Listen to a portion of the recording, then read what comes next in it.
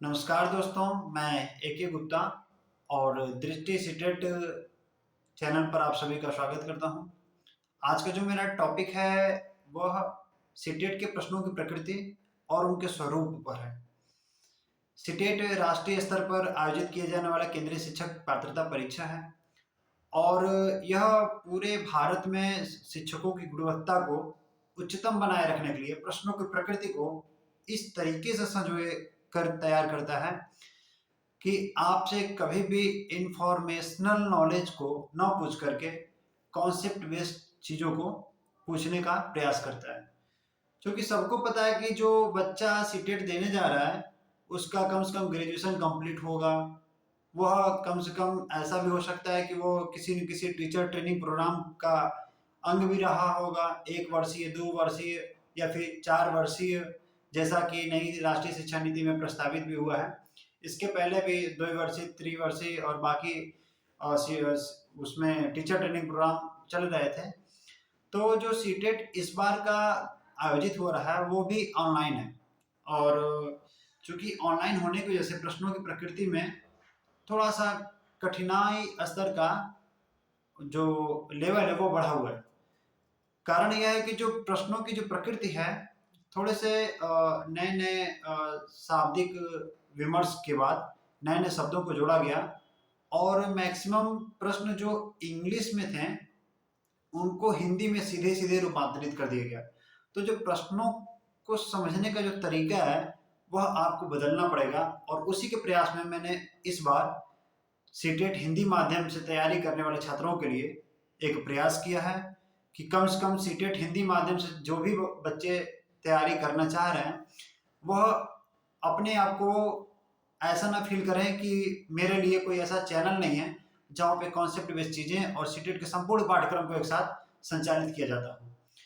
मैंने देखा कि पूरे भारत में सीटेट के पाठ्यक्रम और उससे जो संबंधित क्लासेस वगैरह हैं ऑनलाइन और ऑफलाइन वो मैक्सिमम इंग्लिश में है और जो हिंदी माध्यम के छात्र हैं उनके लिए बहुत बड़ी दुविधा हो जाती है कि उनको वो कैसे वो समझ पाए। तो जो हिंदी माध्यम के छात्र हैं उन्हीं को विशेष ध्यान में रखते हुए यह मेरा प्रयास है दृष्टि सीटेट पर किया जा रहा है। और चूंकि सीटेट में जो प्रश्न होंगे वो ऑनलाइन होंगे और ऑनलाइन में चूंकि एक जो हमारे सामने स्क्रीन होता है स्क्रीन पे प्रश्न अगर जो लंबे हैं तो उनके जो विकल्प होते हैं वो अगले स्क्रॉल करने पर ही शो करते हैं। तो कभी कभी प्रश्न पढ़ना पड़ता है और फिर उसके बाद स्क्रॉल करके उसके ऑप्शन पर आना पड़ता है। तो थोड़ा सा ये समस्या इस बार हो गया है कि ऑनलाइन की वजह से प्रश्नों को समझना फिर उसके बाद विकल्पों को तलाशना फिर प्रश्नों पर जाना फिर विकल्पों को तलाशना थोड़ा सा कठिन हो गया। तो इसके लिए मैंने भी कुछ प्रयास किया है कि आप सबको सीटेट के प्रश्नों की तरह और उस तरह के जो परीक्षा के माहौल होते हैं मैं आप सबको उपलब्ध करा सकूं अपने यूट्यूब और अपने टेलीग्राम चैनल पर उनको उपलब्ध करा दूंगा। तो जो प्रश्नों की प्रकृति है सीटेट यह जानता है कि जो बच्चे आज तक पढ़ाई करके आए हैं इट मीन्स कि जो बच्चे आज तक ग्रेजुएशन किए होंगे किसी न किसी टीचर ट्रेनिंग प्रोग्राम का हिस्सा रहे होंगे तो ऐसे बच्चों के पास कहीं ना कहीं नॉलेज अच्छा खासा होगा। तो सीटेट सोचता है कि नॉलेज तो सबके पास है लेकिन उसको गुणवत्ता से मतलब है। तो गुणवत्ता और नॉलेज इंफॉर्मेशन में थोड़ा सा अंतर हो जाता है। जो गुणवत्ता होता है उसमें इंफॉर्मेशन के साथ साथ कॉन्सेप्ट की चीज़ों को इंक्लूड कर दिया जाता है।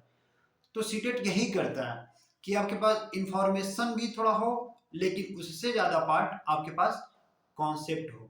इट मीन्स कि संकल्पनात्मक समझ हो किसी भी परिस्थिति किसी भी बच्चे की जो पृष्ठभूमि है उसकी जो विविधता है उसके जो अलग अलग डाइवर्सिटी के इन्वॉल्वमेंट हैं उनको टीचर कैसे समझ पा रहा है और उन विविधताओं को टीचर कैसे यूटिलाइज करता है कैसे उसको उपयोग करता है और पूरे क्लास को समृद्ध कर देगा। कैसे करेगा?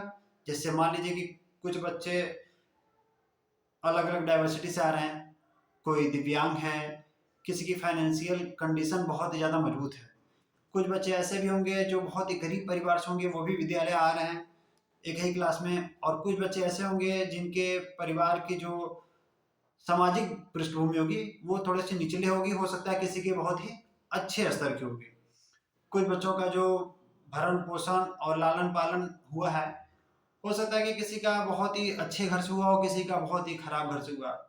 सारे बच्चे प्रवेश एक ही विद्यालय में ले रहे हैं और उस एक साथ पढ़ रहे हैं, तो अलग अलग तरह की विविधता देखने को मिलती है। कुछ बच्चे बहुत ही तेज हैं, जिनकी फैमिली बैकग्राउंड में अच्छे से पढ़े लिखे लोग हैं और उनकी विविधता थोड़ी सी अच्छी रही है, वो हर चीज़ को समझ पा रहे हैं और अपने कॉग्निटिव डेवलपमेंट कर पा रहे हैं। तो सीटेट क्या करता है कि सोचता है कि ये जो डाइवर्सिटी क्लास में है, क्यों ना इसको हम यूटिलाइज कर लें, क्यों ना इसको हम सदुपयोग कर लें। और सदुपयोग करने के लिए टीचर के पास कुछ ना कुछ गुणवत्ता ऐसी होनी चाहिए, कुछ ना कुछ कॉन्सेप्ट या थॉट या विचार ऐसा होना चाहिए टीचर के पास, जो वो इन डाइवर्सिटी को, इस विविधता को, पूरे क्लास की विविधता जो है उनको समृद्ध बना करके कुछ ना कुछ एक अच्छे प्लेटफॉर्म पर ला करके उनको अलग अलग गाइड कर सके।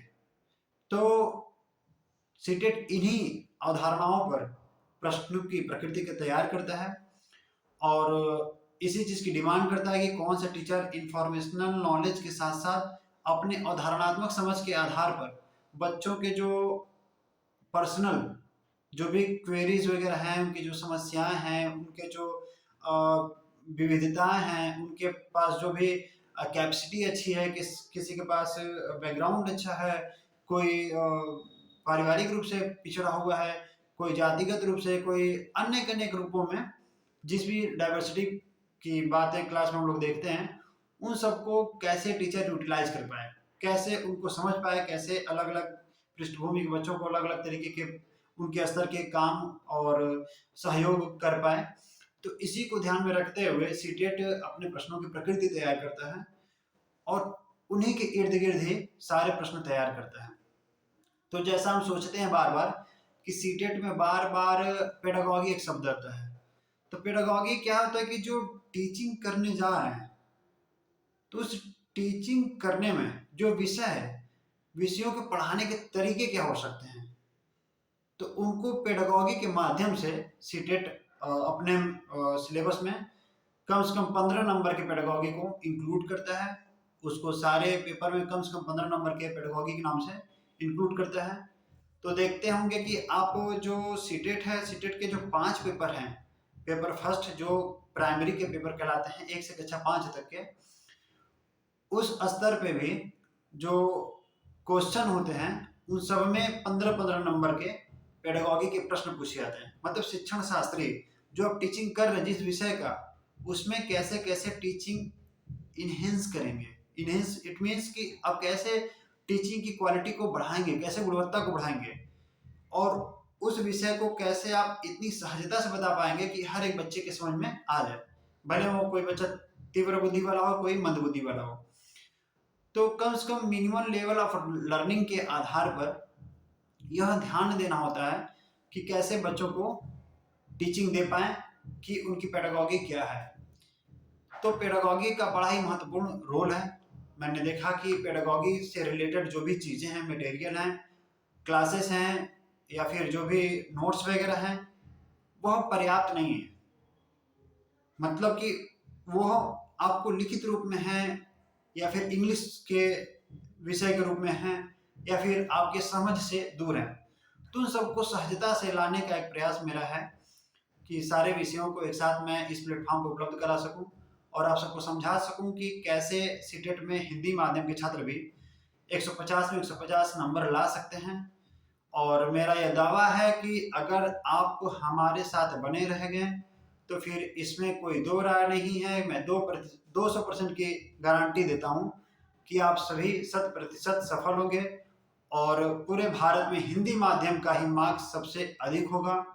बस आपको हमारा साथ देना है और जिस तरीके से समझाने का प्रयास किया जा रहा है उसमें समझने का प्रयास करिए और जो भी आपके डाउट हैं, क्वेरीज हैं, समस्याएं हैं, उनको आप एक टेलीग्राम है हमारा और एक व्हाट्सएप भी है और इन व्हाट्सएप की जो श्रृंखला है वो बढ़ती चली जा रही है। तो आप सभी उसमें अपने क्वेरीज वगैरह कर सकते हैं। वहाँ पर हर 9 बजे से 9:30 बजे तक का क्वेश्चन आंसर, प्रॉब्लम सॉल्विंग और क्वेरीज वगैरह सेशन चलते हैं जिसमें लाइव इंटरेक्शन मैं करता हूँ। आप सब उसमें सादर आमंत्रित हैं। यूट्यूब के डिस्क्रिप्शन में उन सभी लिंकों को मैं प्रोवाइड करा दे रहा हूँ।